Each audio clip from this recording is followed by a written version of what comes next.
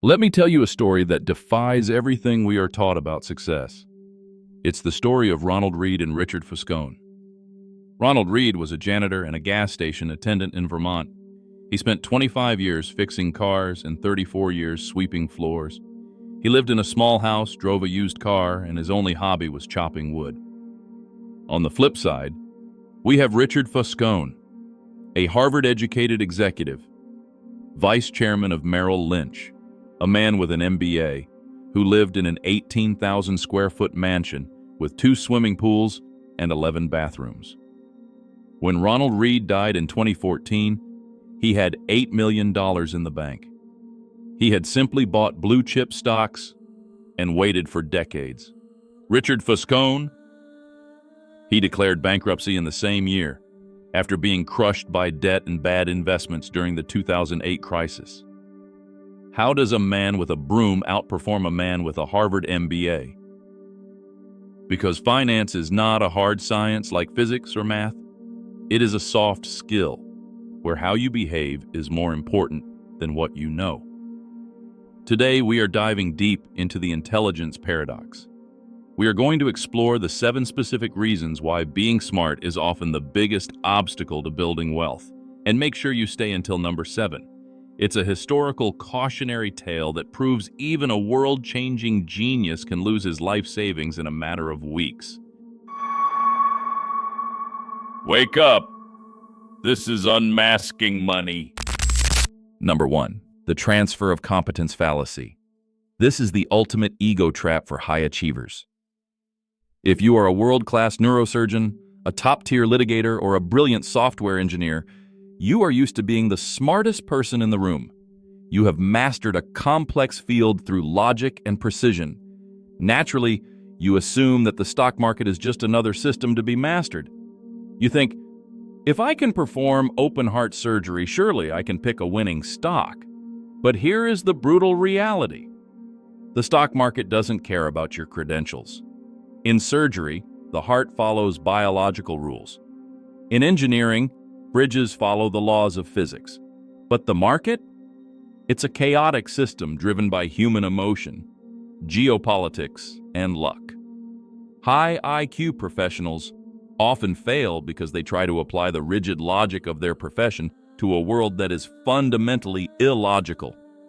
They overconfidently bet huge sums of money, thinking they've solved the puzzle, only to realize that the market has no rules. Being an expert in one thing often makes you dangerously overconfident in everything else. Number 2, complexity bias. Smart people have a strange obsession with complexity. To a genius, a simple solution feels beneath them. If I tell a high IQ individual to just put their money in a low-cost S&P 500 index fund and forget about it for 20 years, they feel insulted. They think, that's what everyone does. I'm smarter than everyone, so I need a strategy that reflects my intellect. This leads them to hunt for exotic investments, private equity deals with high fees, complex options strategies, or leveraged foreign exchange trading. They mistake complex for sophisticated. They spend hundreds of hours analyzing Greek variables and volatility skews, while a simple, boring investor is quietly getting richer by doing absolutely nothing. The truth is, in the world of money, there are no extra points for difficulty. A 7% return from a simple fund is exactly the same as a 7% return from a complex algorithm, but the simple one doesn't give you a headache or high management fees. Number 3, pattern recognition, gone rogue. One of the markers of high intelligence is the ability to see patterns where others see chaos. This is why smart people are great at coding, mathematics, and chess. However, the stock market is what experts call a noisy environment. A lot of what happens day to day is pure randomness. A smart person's brain refuses to accept this randomness. They start seeing patterns in stock charts that aren't really there. They look at head and shoulders patterns or Fibonacci retracements and convince themselves they've discovered a secret map to the future. It's like looking at a cloud and seeing a dragon. The dragon isn't there, it's just your brain trying to make sense of the vapor. Smart people often lose millions trying to trade based on these imaginary signals, while the market continues its random walk, indifferent to their beautiful charts and theories. Number 4, the anchor of ego. For a typical person, saying, "I was wrong," is annoying. For a high IQ individual, it is a crisis of identity. When you have spent your whole life being the smart guy, admitting a mistake feels like admitting you've lost your edge. This makes smart people the worst at cutting their losses. When a stock they bought drops 30%, an average person might panic and sell. But a smart person? They will double down. They will write a 30-page research paper explaining why the market is irrational and why their original thesis is still correct. They become married to their stocks. They aren't just defending an investment, they are defending their ego. They will hold a sinking ship all the way to the bottom of the ocean just to avoid the pain of admitting they made a logical error. They don't lose money because they are dumb. They lose it because they are too proud to be wrong. Number 5, elite herding. You might think smart people are immune to scams, but history proves the opposite. The biggest financial disasters, from the South Sea bubble to the collapse of Theranos and the Bernie Madoff scandal, were fueled by the smartest people in the world. Why? Because smart people don't look at the data. They look at who else is in the room. If a Nobel Prize winner, a former Secretary of State, and a billionaire CEO are all investing in a project, a smart person assumes the due diligence has already been done. They stop asking hard questions because they trust the elite herd. This creates a feedback loop of brilliance where nobody is actually checking the math. They fall for exclusive and invite-only opportunities that are often nothing more than high society Ponzi schemes. They fall for the story, the prestige, and the social proof, forgetting that even the most intelligent people are susceptible to groupthink. Number 6, analysis paralysis. Wealth is built by taking action, not just by thinking. But smart people love to think. They want to analyze every variable, read every SEC filing, and wait for the perfect moment to enter the market. They wait for the inflation data, the Federal Reserve meeting, and the next quarterly report. I know people with PhDs who have been waiting for a market correction since 2012.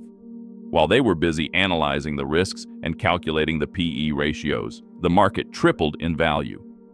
They are so afraid of making a suboptimal move that they end up making no move at all. In the long run, time in the market is much more important than timing the market. The person who started investing at age 25 with zero knowledge will almost always beat the genius who waited until 45 to find the perfect strategy. Number 7, the Isaac Newton effect. Let's look at the ultimate proof. Sir Isaac Newton was arguably the smartest human to ever live. He literally co-invented calculus and explained the laws of gravity. In 1720, he owned shares in the South Sea Company. He sensed a bubble and sold his shares early for 100% profit. He was brilliant. But then, he watched his friends continue to get rich as the stock kept skyrocketing.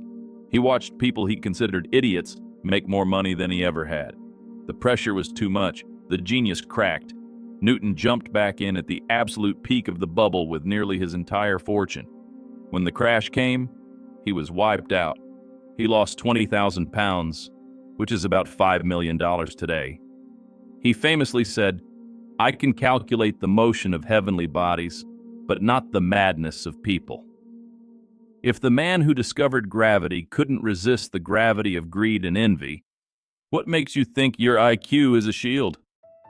So, what is the lesson here?